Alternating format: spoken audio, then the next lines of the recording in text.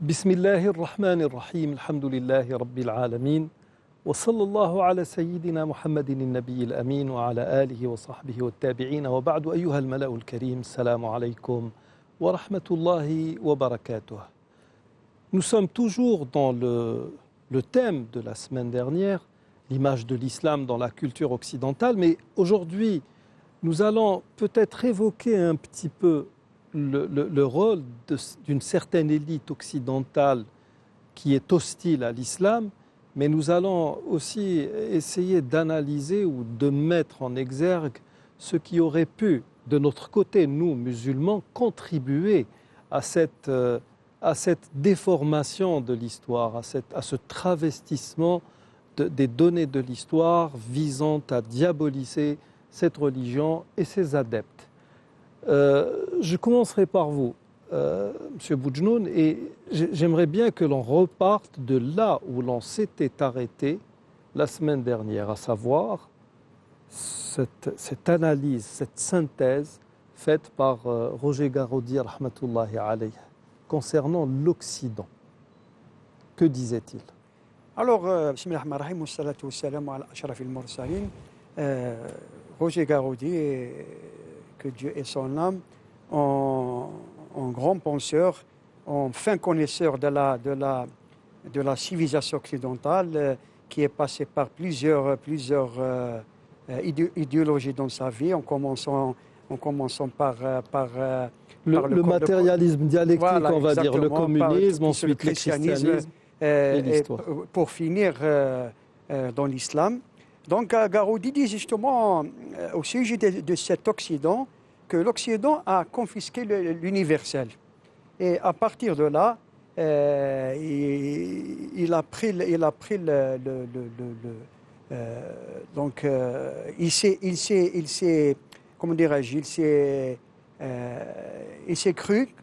s'est cru en mesure de juger les autres selon ses valeurs, selon sa philosophie et selon ses lois. Donc c'est l'européocentrisme qui veut dire que tout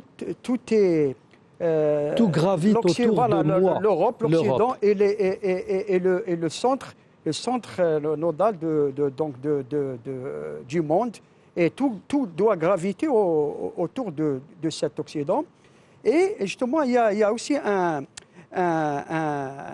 intellectuel français qui s'appelle, c'est un sociologue, historien, qui s'appelle Serge Latouche, qui a écrit un petit livre, mais très intéressant, qui s'appelle « L'occidentalisation du monde ». Justement, il montre dans ce livre comment l'Occident veut imposer sa vision au monde entier, et imposer, bien sûr, sa philosophie de vivre, et pour montrer justement qu'il est supérieur aux autres civilisations, des civilisations je sais pas moi, infrahistoriques. Donc la seule civilisation qui compte, c'est la civilisation occidentale, et toutes les autres civilisations donc n'ont pas droit de citer. Absolument, voilà. D'accord. L'occidentalisation. Pendant longtemps, les gens ont fait un sérieux amalgame entre civilisation et occidentalisation. Les femmes qui se sont défaites de leurs coutumes et de leurs habits traditionnels dans nos pays étaient appelées des femmes civilisées. Et émancipées. Émancipées, c'est peut-être que certaines l'étaient, mais le mot civilisé n'est pas du tout admis dans le fait de se dévêtir ou de se dénuder. Ça ne peut pas coller.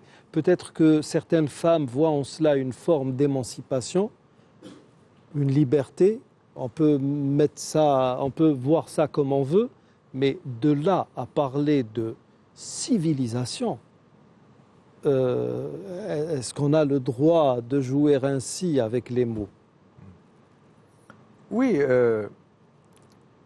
si vous permettez, on revient à cette citation merveilleuse d'ailleurs de Roger Garaudy, qu'a cité Oustaz Boudjnoun, et je vais rebondir aussi sur votre introduction.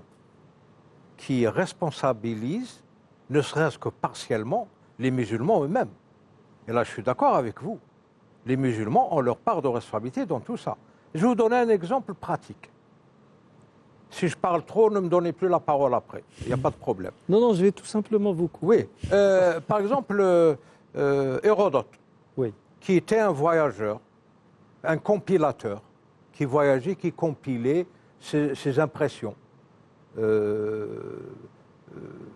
Il a beaucoup voyagé en Égypte.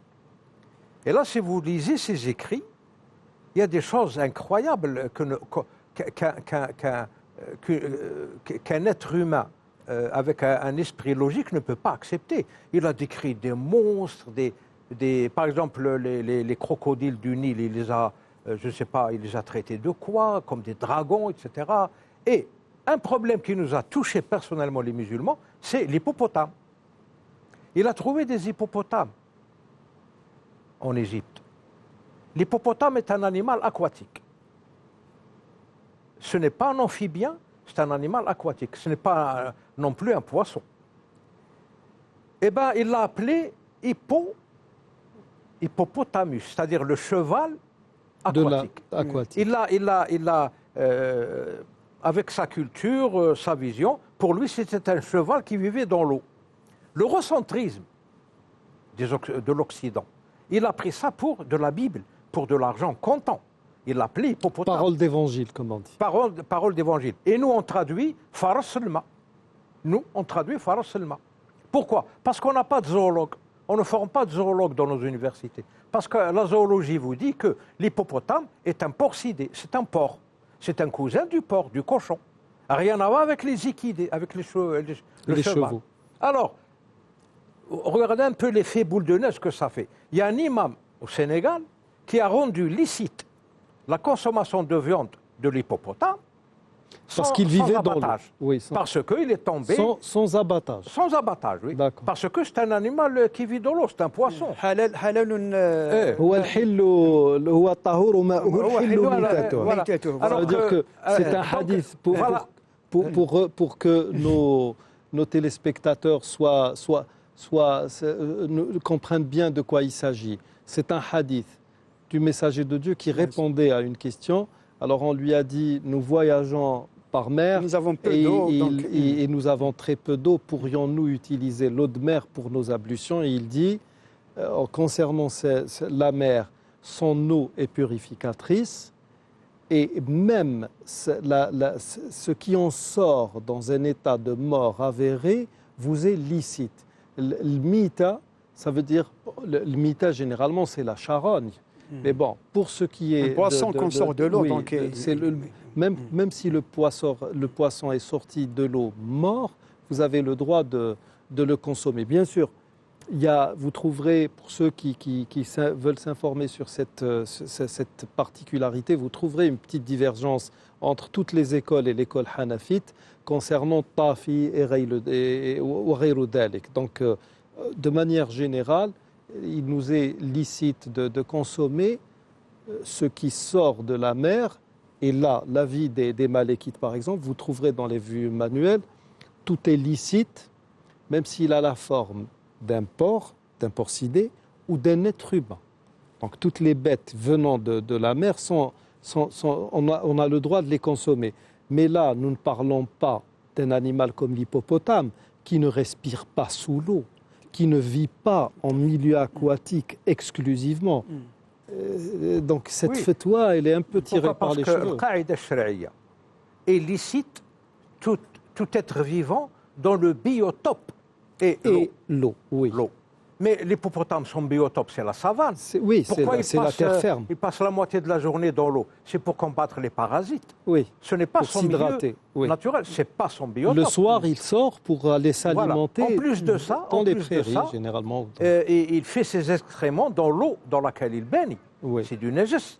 Deuxièmement, c'est un porcidé. C'est pas un équidé ou un ovin ou un bovin ou n'importe quoi, ou un caprin. C'est un porcidé. Un porcin, c'est un porc. Alors, ces lacunes dans le savoir, dans la connaissance du musulman, fait que l'eurocentrisme prenne le dessus. Hérodote, occidental grec, Rahala, voyageur compilateur, l'appelé hippopotame, c'est le cheval de la mer, Fars al-Ma, je le consomme, sans abattage. Voilà l'eurocentrisme quand il trouve le vide de connaissances, de savoir, etc. Voilà les dégâts que ça fait. Ça, c'est un exemple pratique, peut-être anodin, mais qui montre un peu l'ampleur du problème. On peut extrapoler ça à des problèmes philosophiques, n'importe quoi. Les élites dont vous avez parlé, ils prennent la vision eurocentriste des Occidentaux comme parole d'évangile. C'est ça le problème. C'est comme pratiquement une norme. Voilà, c'est ça le problème. Ils ne font aucun effort pour confronter ça avec leur héritage, leur patrimoine culturel et intellectuel et scientifique, etc. C'est ça le problème. Le problème est là. Et c'est là la majeure partie de notre contribution dans le marasme que nous vivons. C'est ça. Nous sommes intellectuellement négatifs, non productifs, pour des raisons objectives. Mais il faut que ça change. Il faut le réaliser, il faut que ça change. L'Occident est eurocentrique et eurocentriste. Il est suprématiste. Ça ne le quittera jamais. L'islam, c'est la bête à abattre. Il n'y a rien à faire, il n'y a pas à tortiller. Il faut prendre connaissance de tout ça, mais tout en restant musulman, c'est-à-dire un peuple, une nation plutôt, une nation pacifique, dont la religion est paix et amour et progrès, et trouver comment s'imposer et coexister avec ces gens. C'est la seule voie d'issue.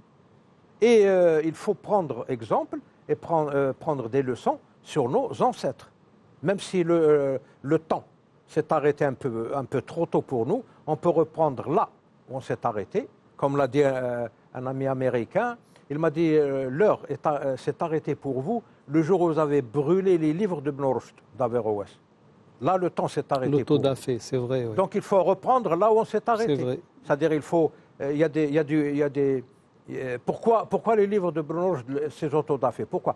Parce que Ibn Rushd répandait une idée qui était contre la vision politique des soi-disant califes, des petits rois telés qui pourrissaient l'Andalousie. On n'a pas le courage de l'admettre. Ça c'était politique.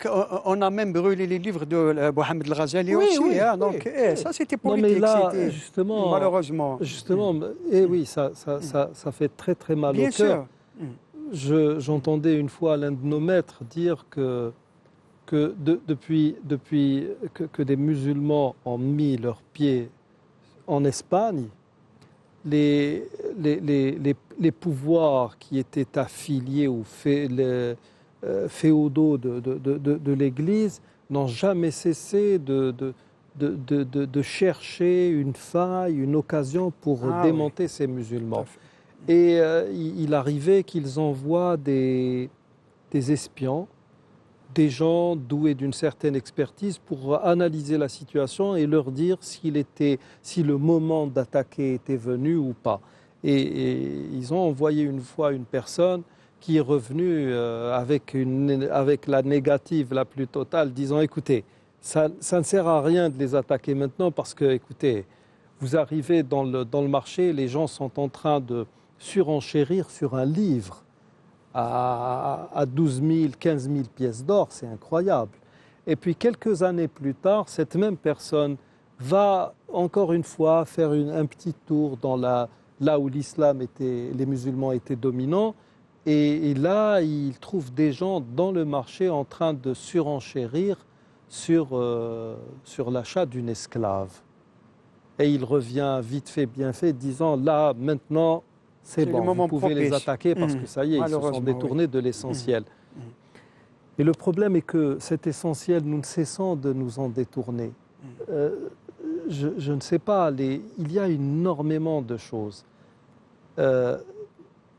Les Occidentaux font un travail terrible, font la promotion, par exemple, d'un certain nombre de chaînes chiites, qui font la promotion d'un chiisme radical, subversif, agressif.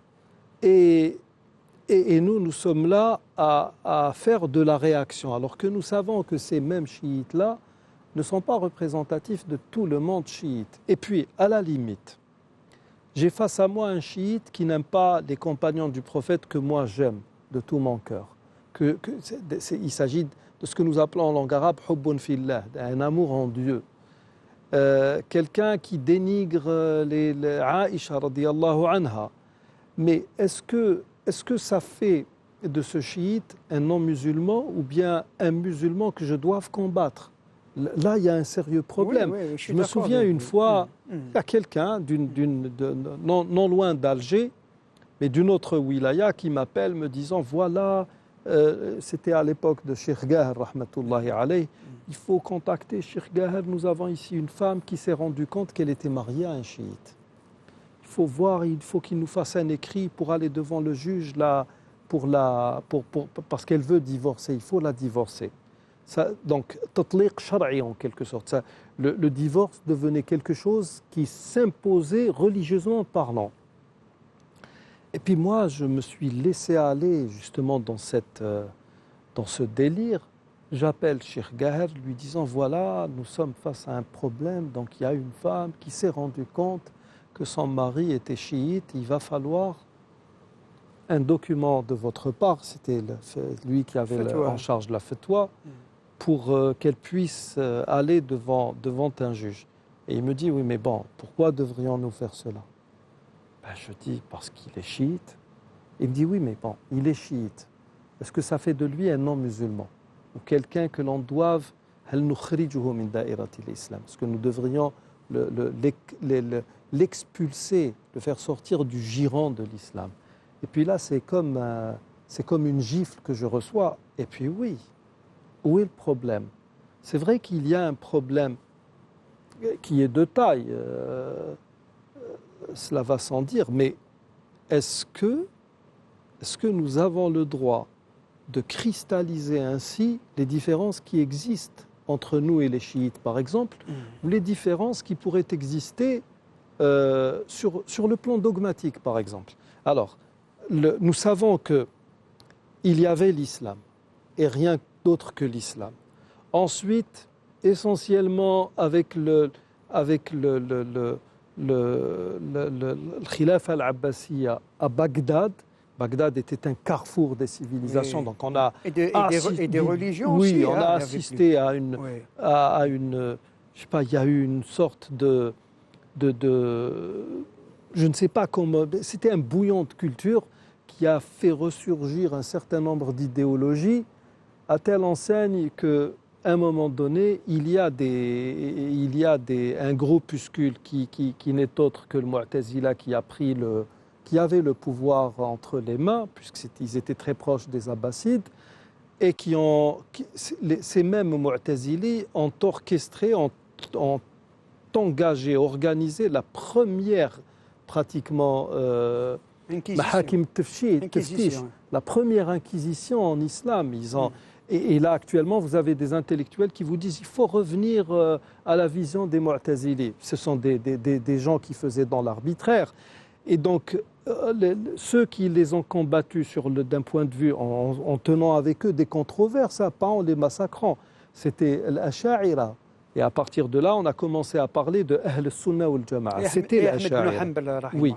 Ensuite, vous avez Ibn Taymiyyah qui vient et qui remet en cause un certain nombre des idées d'Abu Hassan al-Ash'ari. Mais ça reste vraiment de la scolastique, pas plus. Après, quand on a commencé à judaïser ou talmudiser l'islam, quand les Britanniques ont mis la main à la pâte, on a créé un mouvement qui est le wahhabisme.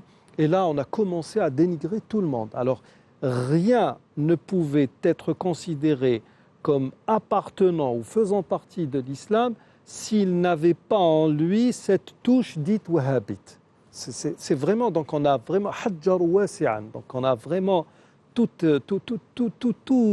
déstructuré.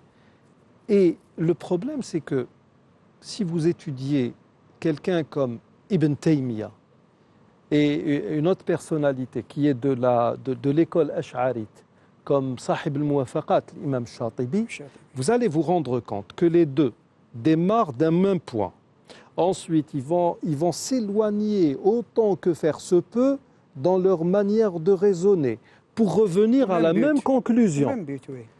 Et là, même si chacun trouve quelque chose à dire sur la manière dont l'autre a procédé pour arriver à cette conclusion, bien qu'elle soit la même, à l'heure actuelle, nous avons des petits génies, des gens qui se réclament, je ne sais pas moi, d'un islam plus que pur, qui viennent vous dire oh non mais Cheikh l'Islam a raison, l'autre il a tort.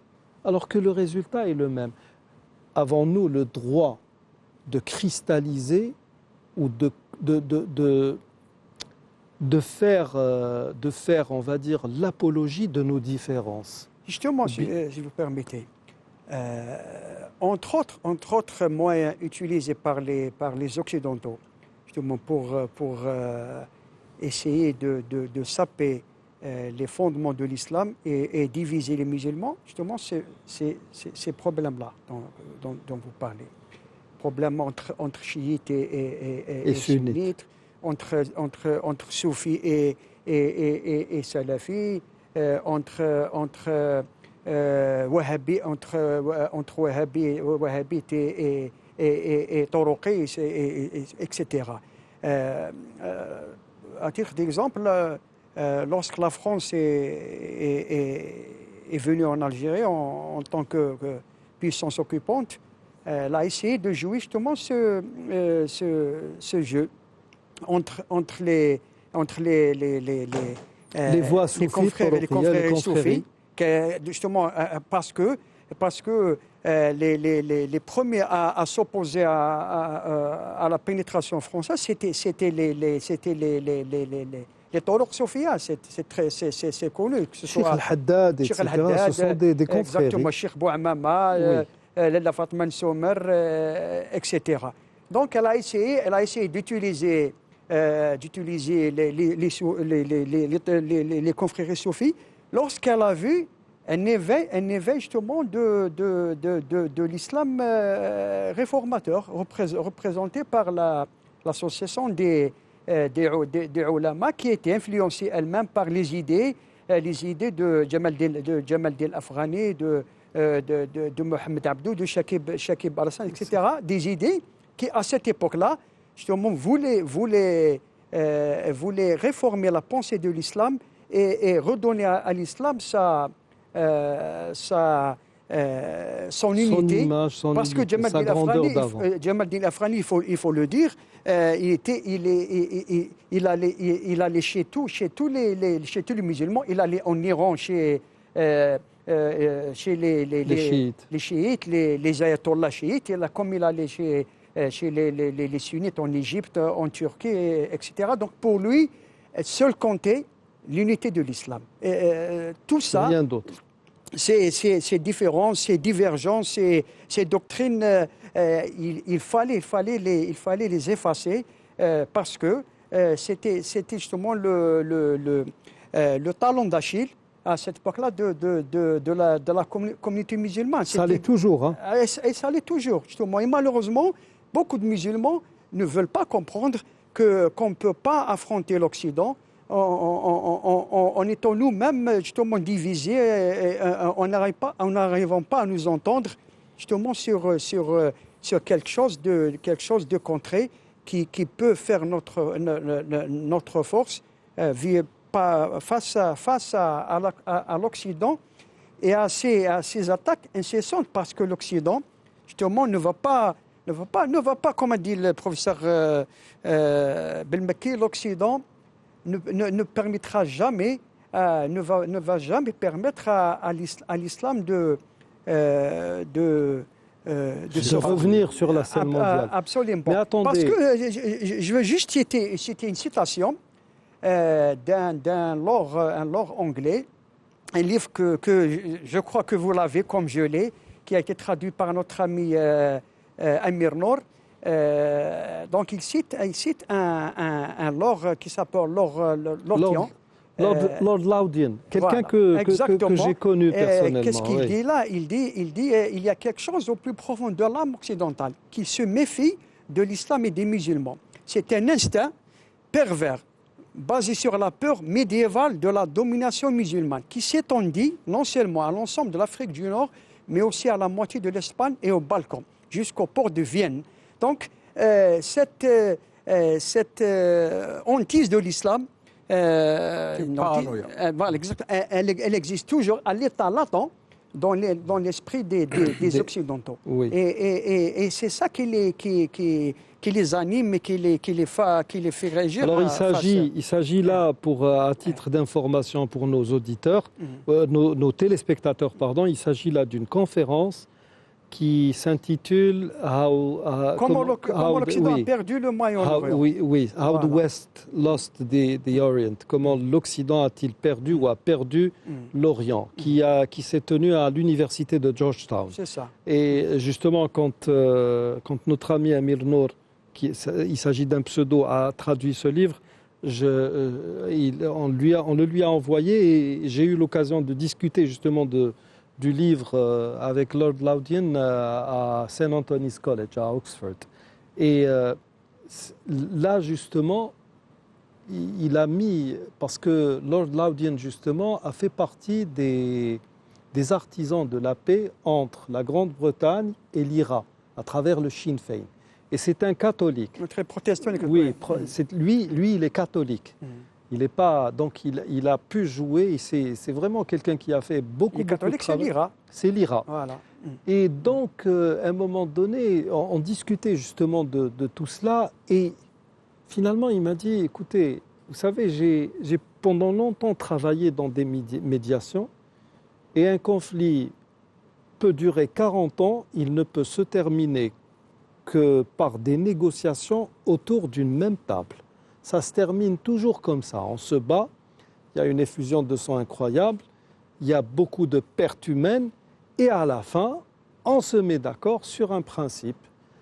Et là, plutôt que tout à l'heure, M. Boudjnoun disait, nous n'arriverons jamais à faire face à l'Occident ou à combattre l'Occident de cette manière, parce que est-ce qu'il y a lieu de faire face à l'Occident ou de faire face à nos propres déviations?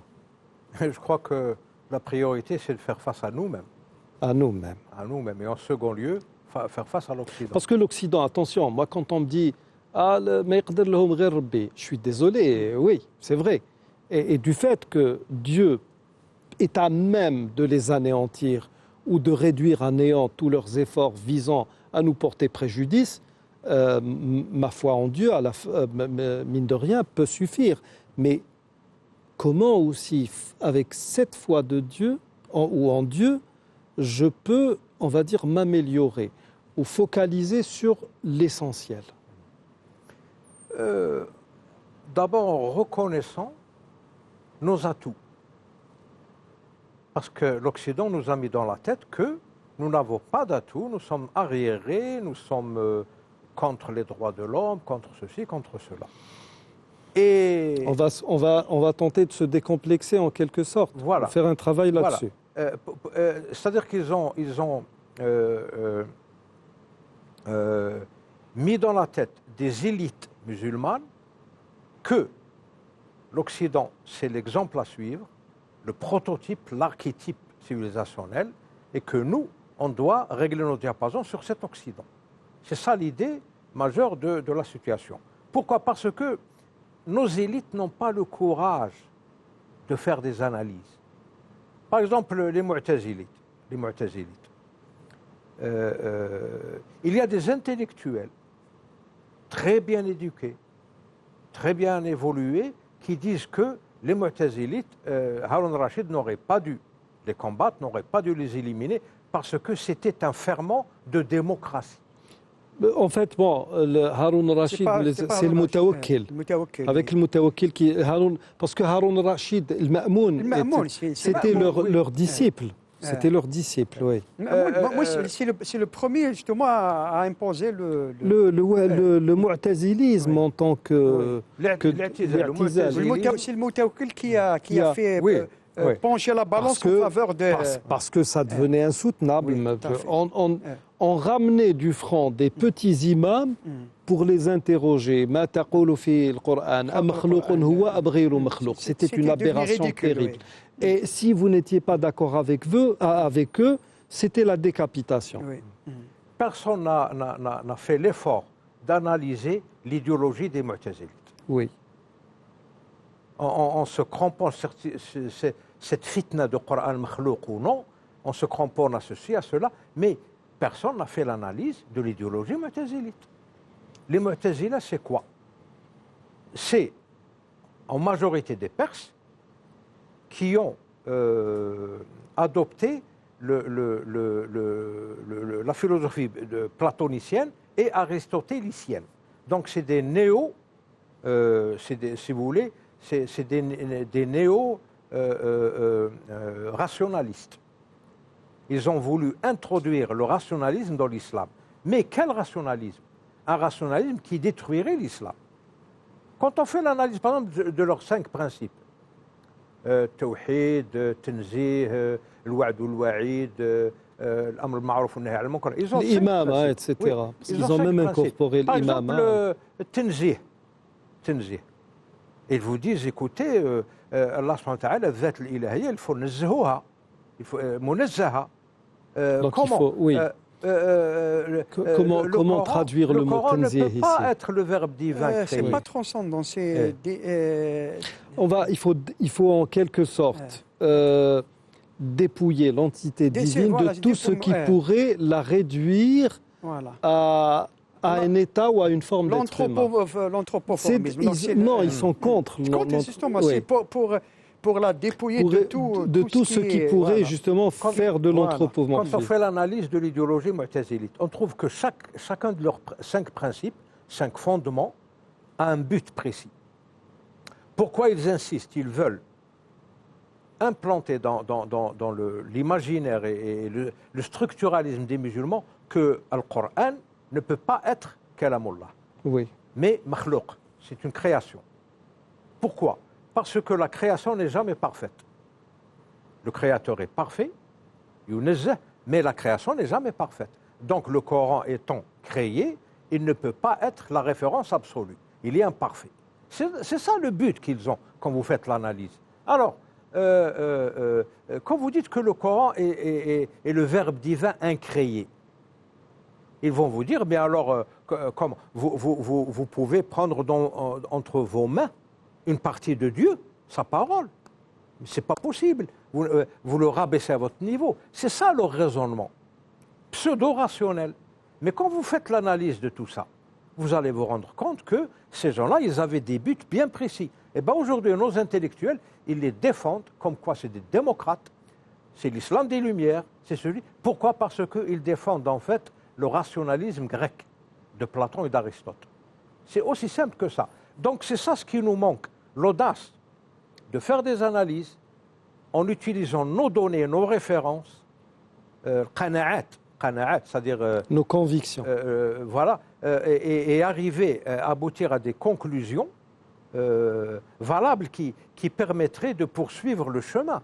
C'est ça. Nous, on est là. Bon, les Occidentaux disent que les Mu'tazilites sont des rationalistes, c'est des gens bien, etc. Pourquoi les combattre? On devrait les laisser proliférer, etc. Parce que, pour les Occidentaux, c'est ça le genre d'idéologie qui détruirait l'islam. Parce que ça conduirait inéluctablement à ce que nous appelons en langue arabe ta'til al-shara'. Voilà. C'est-à-dire ça permettrait à moyen ou à long terme de mettre de côté tout ce qui pourrait avoir trait ou avoir un rapport avec le canon divin, tout simplement. Voilà. C'est l'homme. Nous sommes dans la logique de Bergson, pratiquement. L'homme n'a pas besoin de Dieu. L'homme est là, il a son esprit, il lui suffit amplement.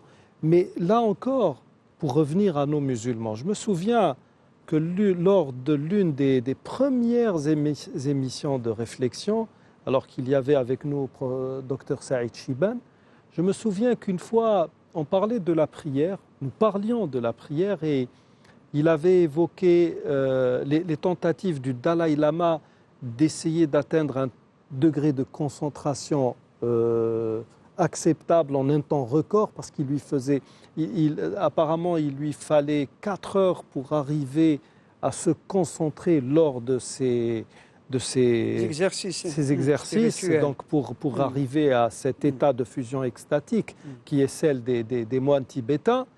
Et je me souviens qu'il a même cité des propos d'Ayatollah al-Khomeini. Une idée vraiment très, très acceptable. Et puis, je me souviens que dans la rue, il y a quelqu'un qui me dit « Écoutez, comment pouvez-vous citer le Khomeini dans l'une de vos émissions ?» D'accord. Mais si le Khomeini a énoncé une vérité, pourquoi ne pas l'utiliser? Pourquoi ne pas le citer? Je pourrais citer des gens comme, je ne sais pas moi, je pourrais citer Einstein, je pourrais citer des non-musulmans qui ont dit des choses super intéressantes, des choses qui méritent d'être écoutées, d'être méditées.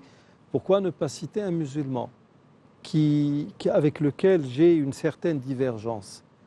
Là, c'est un problème. Mais il y a un autre problème qui se pose aussi dans nos pays, et plus particulièrement dans cette Algérie nouvelle. Je me demande comment est-ce que nous pourrions arriver à un état de maturité qui était celui des Sahaba. Sahaba, par exemple, il y avait entre eux des gens qui pensaient que le Coran était makhlouq.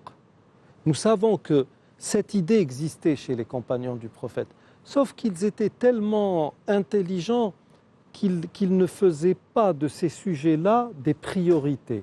Tu penses ce que tu veux. L'irja, ça existait chez des questions se sont posées à leur niveau et à leur époque. Est-ce que le diable peut posséder l'être humain ou pas? Est-ce qu'il pénètre ou pas dans cette enveloppe charnelle? Il y avait des divergences. Chacun donnait son avis, mais sans pour autant dénigrer l'autre. Ça existait. Et il y avait d'ailleurs cette histoire de la création du Coran, ou du Coran est-il créé ou incréé.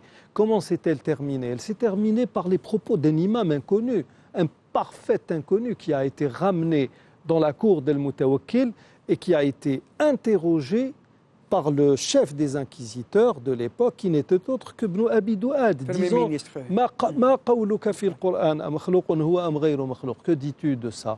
Et à l'autre de dire « Écoute, cette histoire autour de laquelle tu fais autant de bruit, était-elle connue du messager de Dieu et de ses compagnons, ou bien du messager de Dieu, de ses compagnons et de ses 4 califes ?» Maintenant, tu ne pourrais que dire oui ou non. Et à la limite, si elle était connue de ces gens-là, il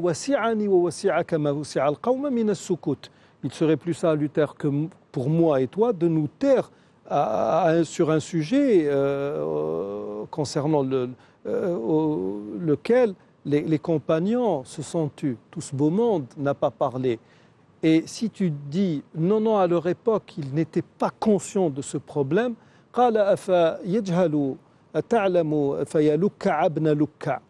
أتعلم أنت شيئا ويجهله رسول الله صلى الله عليه وسلم وأبو بكر وعمر وعثمان وعلي.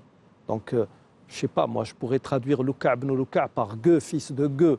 Tu connaîtrais toi quelque chose que le messager de Dieu et ses 4 califes ignoreraient. Donc, la culture du silence, même par moments la culture du secret, c'est-à-dire vous êtes face à quelqu'un qui vous déplaît hautement par un comportement ou par une pensée, mais vous taisez la chose, vous la mettez sous silence pour ne pas envenimer les relations. Si vous permettez, professeur, moi je pense qu'il faut faire la part des choses.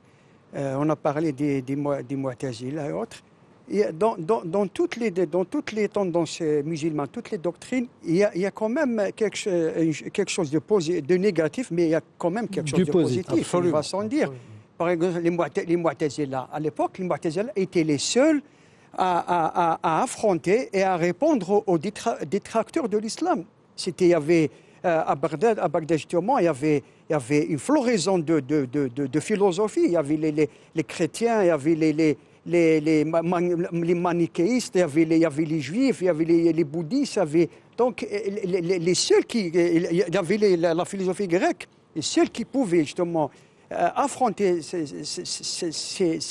ces tendances, c'était les Mu'tazila et qui utilisaient les mêmes armes que leurs adversaires. Oui. Les Mu'tazila a donné quand même de l'histoire. C'est clair, bien Qadi sûr, Abdel Jabbar, le Zamakhshari. Vous savez, Juste une minute. Donc, moi, ce que je veux dire, c'est que l'Occident, dans le passé et actuellement, essaie toujours d'utiliser nos divergences pour...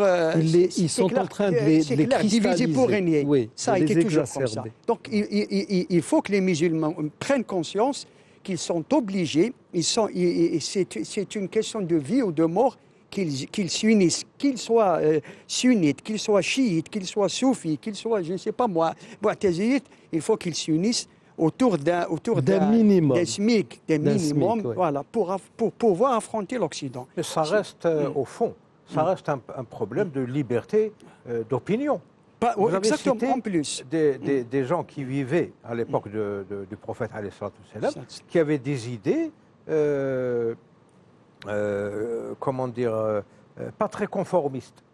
Ibn Abbas l'a Oui, dit, oui, Ibn Abbas s'est adressé à l'ensemble de la communauté disant il y a dans cette tête des choses qui, si elles venaient à sortir, vous me couperiez la tête. Abu Huraira aussi l'a dit.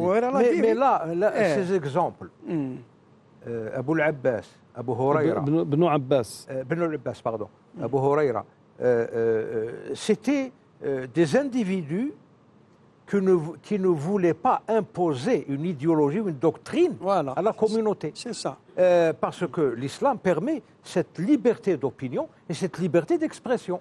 Mais au niveau individuel, personne ne vous empêche d'être mu'tazili à titre individuel. Mais quand vous formez une organisation secrète et quand vous complotez contre l'islam pour arriver à des buts qui ne sont pas ceux de l'islam, là c'est dangereux. Oui. C'est dangereux. Et nous avons tendance, là c'est un problème d'épistémologie. L'islam est très mal enseigné aux générations montantes. Quand, dans le subconscient des gens, toute personne contemporaine au prophète alayhi salatu wassalam est sahabi. Mais ce n'est pas vrai. Les sahabas, c'est les compagnons qui ont toujours accompagné le prophète alayhi salatu wassalam. Ceux qui lui étaient fidèles, et ses apôtres. Assidus. Assidus, oui. Vous savez, chez les savants, justement, il y a une multitude de définitions. Sans doute celle qui enfin, du moins, non, pas sans doute. Celle que j'apprécie le plus, c'est celle que vous venez de citer. Sahabi, c'est celui qui était vraiment le compagnon du messager de Dieu. Ce qui veut dire que dans mon esprit, toute Médine n'était pas, tous les gens de Médine n'étaient pas des compagnons, mais ils faisaient partie de la génération des compagnons. Alors que pour d'autres, le compagnon, c'est celui qui est né, par extension, c'est celui qui est né à l'époque du messager de Dieu. Bon, jusqu'où cela peut-il être vrai? Oui, après la mort du messager de Dieu, alayhi salam, la disparition de la majorité des compagnons, il est clair que toute personne ayant vécu à l'époque du messager de Dieu, surtout si cette personne jouissait d'un certain savoir sur le plan théologique, c'était une personne qu'on mettait sur un piédestal, c'est tout à fait normal. Mais je suis d'accord avec vous sur ce fait. Les compagnons, comme je le disais tout à l'heure, savaient gérer cela. Il n'y a jamais eu à leur sujet de divergence sur le fait que l'entité divine soit dans le ciel ou partout dans l'univers. C'était une question qu'on passait sous silence. Et même ce fameux hadith, al-Jariya, Inna Allah fi sama. Elle reconnaissait Dieu. Ça ne pouvait en aucun cas devenir un point central du dogme musulman comme nous le font actuellement certains courants. Mais, pardon professeur, pour arriver à ma question, il y avait donc chez eux cette sagesse qui consistait à se taire, mais il y avait aussi chez les grands imams ce courage, pas de l'audace, ce courage qui consistait à dire ce qu'il fallait être dit au moment où il fallait le dire. Et l'envergure aussi, ils avaient le courage et l'envergure. Et quelqu'un comme le Khoudari Bek, rahmatullahi alayh, qui était la pièce centrale de l'Azhar, mais qui, au demeurant, est d'origine algérienne, disait que quand nous avons perdu, quand les grands savants ont perdu ce courage qui était celui de l'imam Malik et de l'imam Abu Hanifa, on a commencé à faire dans le conformisme. On connaît beaucoup de gens qui font le tour des mosquées ici en Algérie, qui font des prêches, etc. Et quand vous discutez avec eux de certains sujets, ils ne les évoquent qu'à voix basse pour que personne n'entende. Et ils vous disent « j'aimerais bien que les autres ne connaissent pas mes opinions ». Ils ne faisaient pas une thématique ou un sujet de fitna, de sédition et de dissension. Ils avaient une liberté d'opinion que leur octroyait l'islam, une liberté d'expression, mais ils laissaient à l'autorité scolastique le devoir et le droit de répandre la vérité. Mais ça n'empêchait personne d'avoir ses idées personnelles. Mais quand vous avez affaire à des sociétés secrètes, avec des idéologies bien déterminées, bien structurées, bien pensées, etc., dans des buts autres que le bien-être des musulmans. Voilà. Là c'est autre chose. Ça devient un problème, oui. Oui, ça devient un problème. Et il faut le régler, le gérer. Il y a un autre problème que vous avez évoqué, je crois, la semaine dernière. Au Stade Boujon aussi, on a parlé. Cette image que l'Occident veut imposer d'un islam belliqueux et dire que le prophète était un chef de guerre. Ce n'était pas un prophète, c'était un chef de guerre. Bon, si nos intellectuels prenaient la peine de faire des analyses, bon, prenons le prophète, prenons sa vie. Il a vécu 63 ans, lunaire, hein, donc 61 ans et virgule. Oui, il faut enlever une année tous les 33 ans. Il a vécu, disons, une soixantaine d'années. Quand on compare avec 63 ans, pas de problème. Et il a fondé un État prophétique. Il l'a géré. Il a représenté toutes les institutions juridiques et juridictionnelles de cet État. Il a dirigé des batailles, pas des guerres, des batailles d'autodéfense, préventive, etc. Si on faisait une analyse intelligente et simple, on peut découvrir grâce aux textes et aux références qu'on a sous la main, les références historiques qui se plaident, hein, même à l'heure actuelle, on peut les vérifier. Bien sûr, bien sûr. Alors, ce prophète qui a vécu 63 ans, il a fait la guerre combien de temps? Durant combien de temps? Eh bien, il a fait la guerre pendant 2 mois de sa vie. 2 mois.